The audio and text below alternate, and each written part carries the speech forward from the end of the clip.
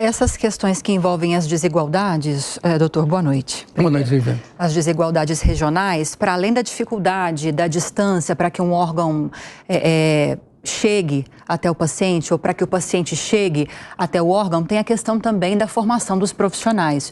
O senhor tocou no ponto da necessidade de criação desses centros para que os estados estejam preparados para atender o mais rapidamente possível esses pacientes. O que o Brasil está fazendo nesse sentido para conseguir, não só em relação à instalação física desses centros, mas para equipá-los com profissionais? Porque eu li que existem estados que não têm profissionais capazes para fazer um transplante, por exemplo. Exatamente, isso é assim mesmo. Isso não é culpa só do transplante. O país tem uma disparidade socioeconômica e cultural. Por que tem mais transplante aqui na região sul e na região sudeste? Porque é a região que tem mais recursos. Sim. Tem mais universidades, tem mais profissionais, tem mais pessoal preparado para viver só do transplante. Então, se eu fizer, vou criar um programa de transplante no Acre, e vou levar um profissional para lá, e vou fazer um transplante por semana, ele vai passar 6 dias ou 7 dias desocupado, ou ele vai ter que ter alguma outra ocupação. E não é só um profissional, não é? Eu chego lá, vou fazer o transplante, então eu sozinho faço tudo, não é? Eu preciso de um laboratório que faça essa seleção de compatibilidade do doador entre o receptor.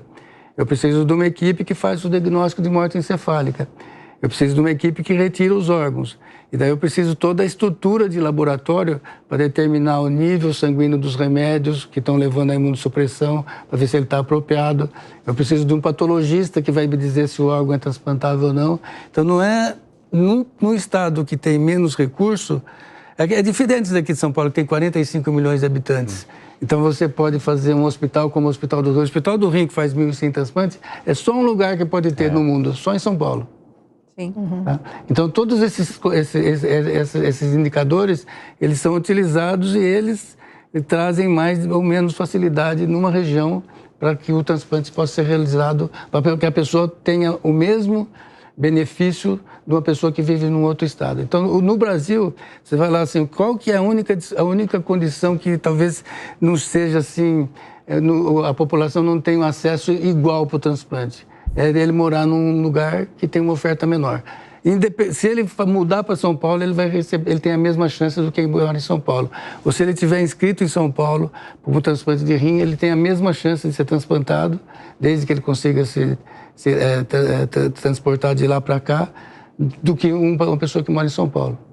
Então, se nós temos que corrigir alguma disparidade, assim, alguma coisa que não é igual para todo brasileiro, é disparidade geográfica. Isso vale para tudo, né? Para a economia, para tudo. Isso é muito relevante.